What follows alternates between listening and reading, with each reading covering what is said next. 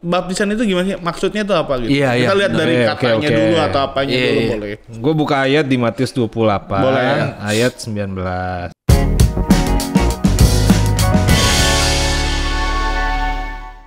Tel Talk, teologi berbicara, Bicara teologi. Oke, hari ini kita akan ngomongin satu hal yang cukup penting, cukup viral viral. ya, bagi orang Kristen karena kemarin baru aja ada hal yang lagi digembor-gemborkan nih tentang baptisan. Mahal. Ya kan? Jadi kronologi sedikit ya, spill dikit no.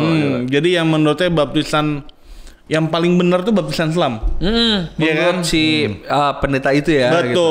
Nah, kita di sini bukan buat menyerang atau Kontra, enggak ya. kontra atau membela orang-orang tertentu enggak ya. Iya. Tapi kita mau bahas tentang baptisan itu sendiri karena Iya, penting iya. banget. Karena jangan sampai orang Kristen itu nggak ngerti makna atau arti daripada baptisan itu sendiri. Benar. Gitu. Karena kan setelah viral itu kan banyak reaksi akhirnya. Banyak ya. reaksi. Yang menentang dan gitu. Iya, kalau kata Kak Tongki gempar nasional. tuh. Gemar nasional. BMKG. Oke, kalau ngomongin tentang baptisan, berarti kalau menurut kita di tempat ini mungkin dari Bill dulu. Baptisan itu gimana sih? Maksudnya itu apa gitu? Iya, Kita lihat dari Oke, katanya oke. dulu atau apanya Iya, dulu iya. boleh. Gue buka ayat di Matius 28 Boleh, ya. ayat 19. 28 ayat 19. Di situ itu kan amanat agung ya. Iya. Nah, dalam amanat agung itu kita lihat kata baptisan itu atau dalam bahasa aslinya itu baptiso. Baptiso. Ya, baptiso itu punya artinya to dip, submerge, ya. Jadi but specifically of ceremonial dipping.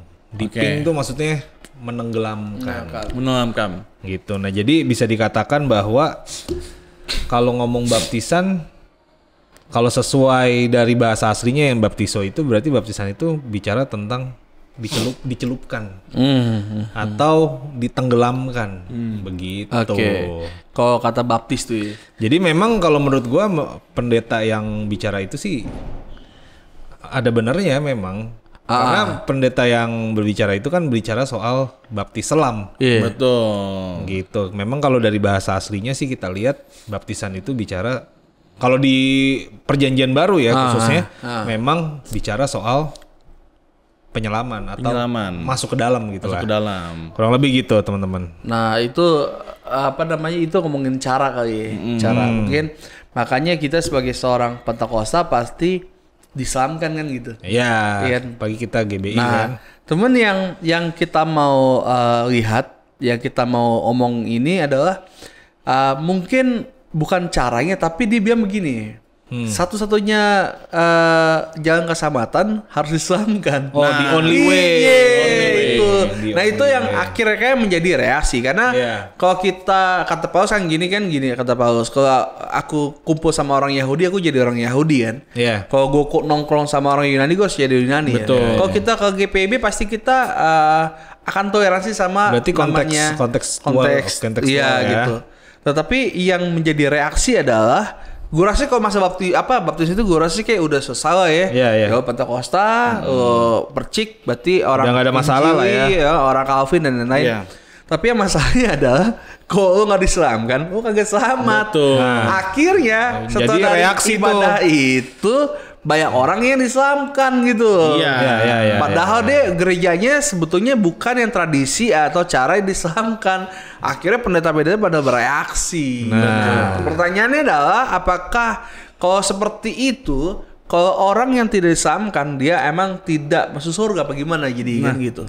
Kalau gue boleh jawab dari itu adalah sebenarnya kita lihat dulu makna baptisan itu sendiri gitu. Oke, makna benar. Oke. Makna baptisan itu sendiri kan bukan jalan keselamatan.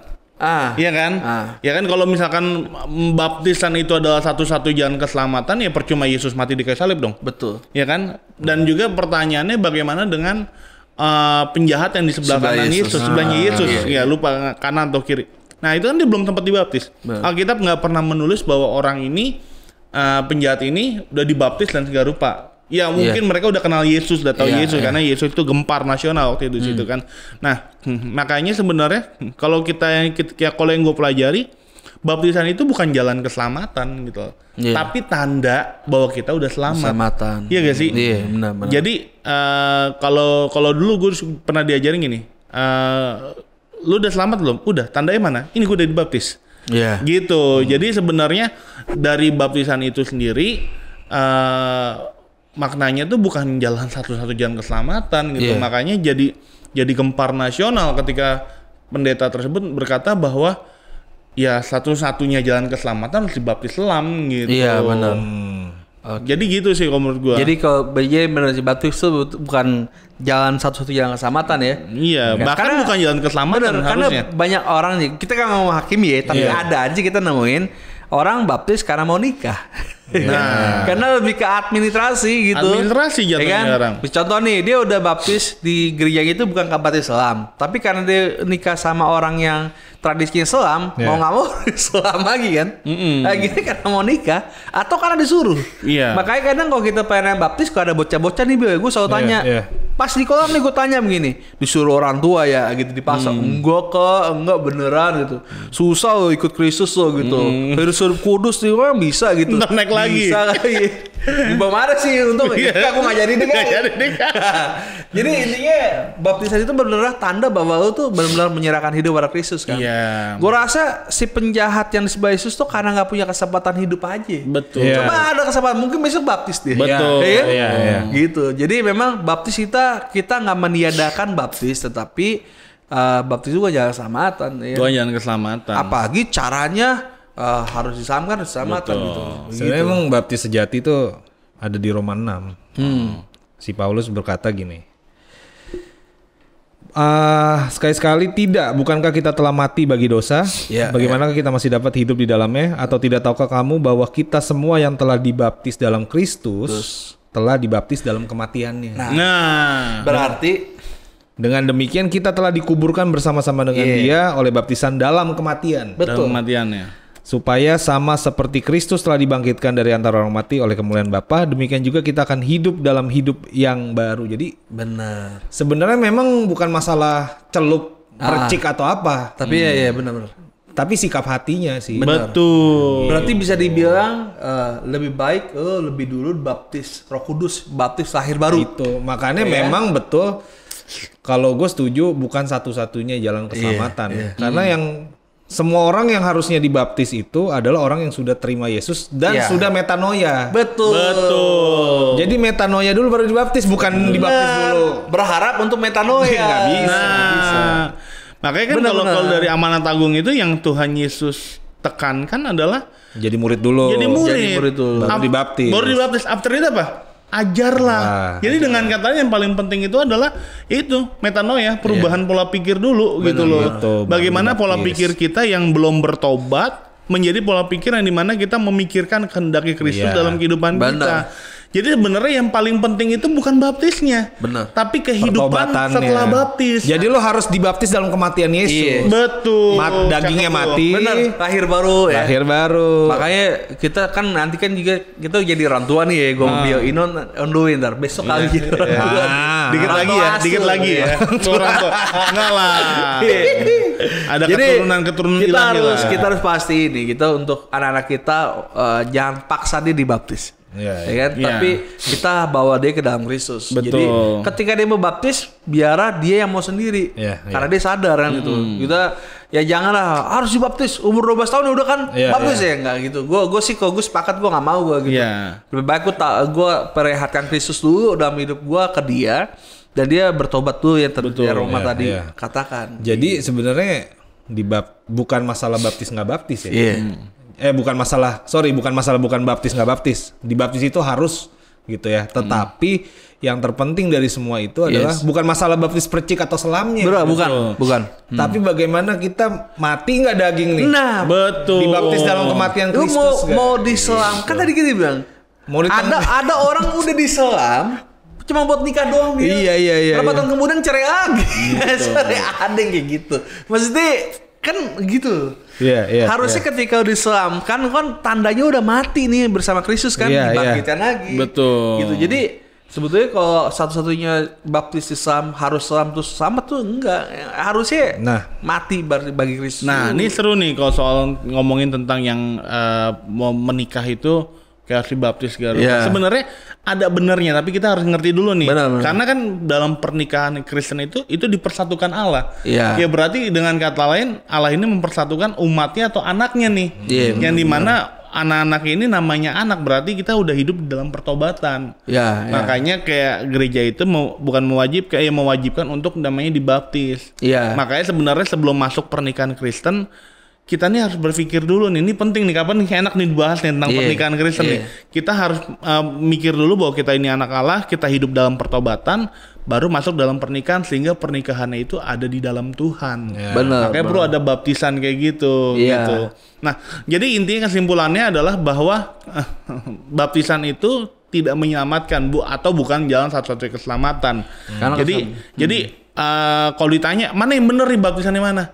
Ya sekarang kalau menurut gue kembali lagi, lo gereja di mana? Inti gitu. Oh, menurut gue yang benar mah Selam. Karena GBI. Orang GBI. Karena orang GBI. Kalau kita main ke HKBP, menurut gua mah percik, karena orang HKBP. Betul. Gitu. Jadi sebenarnya nggak usah terlalu dipermasalahkan. Nggak usah terlalu dipermasalahkan. Nggak usah terlalu dipermasalahkan. Cuman yang jadi masalah kemarin yang viral adalah karena dipermasalahkan. Ngomongin keselamatan Zoe gitu. Dipermasalahkan jadi masalah. Istilahnya nih udah doktrin udah sama-sama diam. Oke, gue terima lo Islam, lo harus terima dong bab ini dipermasalahin. Jadilah gempar naga. Apalagi ngomongin gereja balas samatan. Pakai bendera dia dibaptis ya. Betul. Bendera Indonesia. Baptis dalam nama Bapa Putra Roh Kudus, aku baptis gitu ke bendera. Jadi dia. Iya. Mau gimana? Mau nyalahin dia sesat kan enggak? Nah, jadi gitulah. Nah, tapi kalau orang orang udah terima Yesus, masih Tuhan kasih kesempatan hidup, haruslah dibaptis. Karena memang orang Tuhan yang ngomong kan, gitu. Dan Yakobus 4 ayat 17 juga berkata, jadi jika seorang tahu bagaimana ia harus berbuat baik, tetapi ia tidak melakukannya, ia berdosa. Benar. Jadi kalau Tuhan, yang disalib itu kan nggak ada kesempatan. Emang udah dipaku di situ. Orang gedenya dia. Yang penting udah terima Yesus nih, percaya sama Yesus. Masuklah Firdaus. Itu yang Roma tadi bilang kan, Roma 6 sudah mati dalam Kristus, percaya. Nah, tapi kalau masih dikasih kesempatan, pasti baptis nih. Harus baptis. Yakin gua. Gitu. Dan isi formulir gua dan sebenarnya kalau mau dilihat ya, jangan bilang wah enak ya penjahat itu terima Tuhan Yesus. Sebenarnya agak susah juga menurut gua dia. Karena kenapa? Dia harus ngakuin Yesus itu Tuhan di tengah-tengah orang yang menghujat Yesus sebagai Tuhan. Iya, keren. Ya kan, jadi intinya itu juga nggak gampang gitu. Imannya dia diperhitungkan banget sama Tuhan. Betul. Jangan kita berpikir antara gua udah sekarat nih baru gua terima. Enggak. Kamu mumpung masih hidup, bertobatlah, dan kalau ada kesempatan baptis. Kalau kena peluru nyasar ke kepala, sempat ditampun. Betul, nggak ada yang tahu kan. Oke, thank you. Seru banget nih kali ini. Oke, thank you teman-teman. Bagi yang suka video Teol Talk hari ini, boleh nonton video-video berikutnya. Tetap dalam satu channel Millennial Baper.